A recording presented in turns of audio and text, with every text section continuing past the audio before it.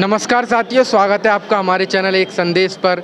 मैं राहुल लोधी आज अलीगढ़ में हूं और अलीगढ़ में एक अवसर है कि यहां पर लक्ष्य के द्वारा एक कार्यक्रम का आयोजन किया गया था, जिसका प्रोग्राम था प्रतिभा सम्मान समारोह। आज हमारे साथ उपस्थित हैं आदरणीय अमरपाल सर, जो कि IRS भी हैं और इस संस्था के राष्ट्रीय संरक्षक भी हैं। सर, सर्वप्रथम तो इस प्रतिभा सम्मान को किस नज़रिए से देखते हैं आप? राहुल, पहले तो बहुत बहुत धन्यवाद।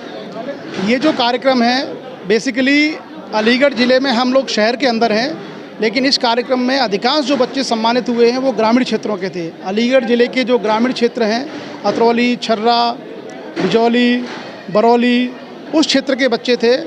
और इस कार्यक्रम का मैं इस रूप में देखता हूँ कि ग्रामीण क्षेत्र के बच्चे अगर शहर में आके बड़े मंच पर सम्मानित होंगे तो निश्चित रूप से उनका आत्मविश्वास बढ़ेगा और वो अपने कैरियर में जो बड़े बड़े सपने, बड़े बड़े लक्ष्य देखते हैं, उनको प्राप्त करने में उन्हें सहूलियत होगी। सर, अभी हमने मंच से भी सुना था लक्ष्य का लक्ष्य। सर, इस लक्ष्य का लक्ष्य क्या है और आगे किस रूप में लक्ष्य कार्य करेगा? लक्ष्य बेसिकली एक शैक्षिक मिशन है और शैक्षिक मिशन का काम होता है समाज में शिक्षा का प्रचार प्रसार करना, पढ़ने वाले बच्चों की मदद करना, उनके माता पिता उनको बच्चों की शिक्षा के प्रति मोटिवेट करना, प्रेरित करना। और जैसा आप जानते हैं कि अगर किसी समाज में शिक्षा व्यवस्था बेहतर हो जाएगी, शैक्षिक क्रांति अगर हो जाएगी, तो बाकी उसकी प्रगति के जितने रास्ते हैं वो सब खुल सकते हैं। चाहे वो आर्थिक प्रगति हो, चाहे वो सामाजिक प्रगति हो, चाहे वो सांस्कृतिक प्रगति हो, या और व्यापक अर्थ में हम समझें तो राजनीतिक प्रगति। आज के समय में ना तो अच्छा व्यापार कोई बिना पढ़ा लिखा आदमी कर सकता है, अच्छी राजनीति करने के लिए भी बहुत पढ़े लिखे लोगों की आवश्यकता है। तो मेरा, अगर मैं एक लाइन में कहूँ तो अगर किसी समाज को अपना चहुमुखी विकास करना है, जल में, थल में, नभ में, तो उसके लिए मूल आधार है उसकी शिक्षा व्यवस्था का बेहतर होना। और लक्ष्य का मुख्य उद्देश्य यही है कि शिक्षा की नींव को हम जितना मजबूत करें, इससे जितना बेहतर करें, उतना अच्छा हमारा समाज होगा। सर, हम आसपास के वातावरण में देखते हैं कि शिक्षा पर अब भी कहीं ना कहीं अंधविश्वास हावी है। सर, इसका कारण क्या है? इससे जो छात्र हैं वो कैसे निवारण पाएँ अंधविश्वास? देखिए, अंधविश्वास का मतलब होता है वो विश्वास जो सत्य नहीं है या जिसके बारे में हम नहीं जानते और मानते हैं। और ये बेसिकली परंपरा के रूप में एक पीढ़ी से दूसरी पीढ़ी में ट्रांसफ़र होता है। जितनी भी रूढ़ियाँ हैं, जितनी भी परंपराएं हैं अंधविश्वास की, वो पीढ़ी दर पीढ़ी ट्रांसफ़र हुई हैं। तो कभी कभार जब हमारे पास शिक्षा नहीं होती है तो हम यह नहीं समझ पाते कि ये जो अंधविश्वास या ये जो पाखंड है, क्या वास्तव में संस्कृति और परंपरा है या केवल एक सामाजिक बुराई है। जब हमारे पास शिक्षा होगी तो हम बाकायदा ये अंतर कर पाएंगे कि ये जो रूढ़ी है ये हमारी संस्कृति और धर्म नहीं है, ये हमारी परंपरा नहीं है, ये एक रूढ़िवादिता है, ये एक अंधविश्वास है, ये पाखंड है। शिक्षा के अलावा कोई दूसरी चीज़ इसको नहीं तोड़ सकती। जैसे मैं आपको एक उदाहरण के माध्यम से बताऊँ, यूरोप में बहुत लंबे समय तक यह मान्यता थी कि पृथ्वी के चक्कर सूर्य लगाता है, और इस पर जब दार्शनिकों ने, वैज्ञानिकों ने बात की तो कई सारे दार्शनिकों को मार दिया गया, वैज्ञानिकों को मार दिया गया। लेकिन बाद में एक वैज्ञानिक ने अपने सिद्धांतों से और प्रयोगों से सिद्ध कर दिया कि पृथ्वी सूर्य के चारों ओर चक्कर लगाती है, और आज पूरी दुनिया इस बात को मानती है। तो कई बार ऐसा लगता है कि अंधविश्वास ही सत्य है, पाखंड ही धर्म है, लेकिन जैसे जैसे शिक्षा का प्रसार होगा, ज्ञान का प्रसार होगा, ये अंधेरा हट जाता है और वास्तविकता और सत्य हमारे सामने उद्घाटित होता है। जितना हम नई पीढ़ी के बच्चों को पढ़ाएंगे उतना ही वो अंधविश्वास और पाखंडों से दूर निकलेंगे। सर, अभी हमने भी आपके बारे में एक स्टडी की थी। आपने ह्यूमन एवोल्यूशन और सर अवतार के रूप में एक बात कही थी। सर, ह्यूमन एवोल्यूशन और अवतार को किस रूप में देखते हैं? मैं इस मत को मानता हूँ कि मनुष्य का या किसी भी का भी कोई अवतार नहीं होता है।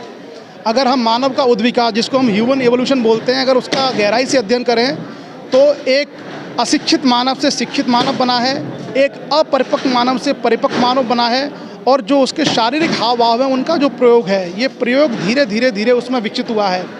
और मैं आपको ज़्यादा दूर नहीं, 5000 10,000 साल पुरानी बात नहीं कर रहा हूँ। आप केवल अपने जो परदादा जी या उनके परदादा हैं उनका अध्ययन करिए तो आप पाएंगे कि आपके ग्रैंडफादर, आपके ग्रेट ग्रैंडफादर, उनके शिक्षा के स्तर में और आपके शिक्षा के स्तर में ज़मीन आसमान का अंतर आ गया है। यानी आप निरंतर विकास की प्रक्रिया में हैं, और यही इस बात को पुष्टि करता है कि मानव का क्रमिक उद्विकास हुआ है।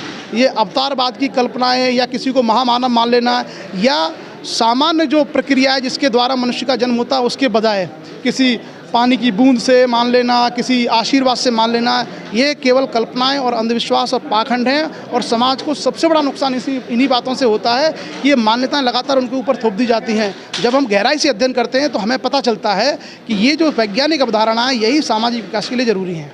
सर अभी अभी हमने इस प्रोग्राम में भी देखा था, भारत का संविधान की पुस्तकें वितरित की गई थी।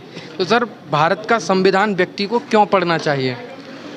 देखिए, आप जो बोल रहे हैं, जो सवाल कर रहे हैं और मैं जवाब दे रहा हूँ, इसकी शक्ति का आधार संविधान है। ये लोग यहाँ खड़े हैं, इनकी शक्ति का आधार संविधान है। ये संगठन बनाया, उसकी शक्ति का आधार संविधान है। इन बच्चों को शिक्षा मिल रही है, उसका आधार संविधान है। आप घर पे जाके खाना खाओगे, उसका आधार संविधान है। आप कोई नौकरी करोगे, उसका आधार संविधान है। आप स्वाभिमान के साथ जियोगे, उसका आधार संविधान है। यानी आपके जन्म से मृत्यु तक हर एक्टिविटी में आप संविधान के द्वारा संचालित हैं। तो मेरा यह दृढ़ विश्वास है कि प्रत्येक व्यक्ति को और विशेषकर प्रत्येक विद्यार्थी को भारत के संविधान का न सिर्फ पूजा करनी चाहिए, बल्कि गहराई से उसको पढ़ना और समझना चाहिए, और साथ ही साथ उसका इम्प्लीमेंटेशन किस तरीके से बेहतर हो, उसमें अपना योगदान देना चाहिए। तो सर जो अभी अभी छात्र सम्मानित किए गए हैं, उनके लिए सर क्या कहना चाहेंगे? मैं क्योंकि एक गांव से हूं और मेरी पढ़ाई लिखाई प्राइमरी स्कूल की है, गांव के सरकारी विद्यालय की, और वहां से निकल करके मैं देश की सर्वोच्च सेवा में पहुंचा हूं। मैं अपने अनुभव के आधार पर कह रहा हूं कि कोई भी विद्यार्थी किसी भी मुकाम तक पहुंच सकता है, चाहे वो कितने ही विपरीत हालातों में रहा हो, कितने ही गरीब परिवार से हो, कितनी ही उसकी ग्रामीण पृष्ठभूमि हो। मेरा ऐसा मानना है कि हम चुनौतियों से लड़ते हुए ऊंचाइयों तक पहुंच सकते हैं। और मैं विद्यार्थियों को आपके चैनल के माध्यम से ये संदेश दूंगा कि आप अपनी परिस्थितियों से समझौता मत करिए, उनसे लड़ना सीखिए। आप चाहे किसी भी परिवेश के हों, आप अपने जीवन में अनंत ऊंचाइयों को छू सकते हैं। मेरी तरफ से सभी बच्चों को बहुत बहुत शुभकामनाएं। तो सर का बहुत बहुत धन्यवाद, जो हमारे चैनल के माध्यम से भी समाज को एक संदेश दे रहे हैं।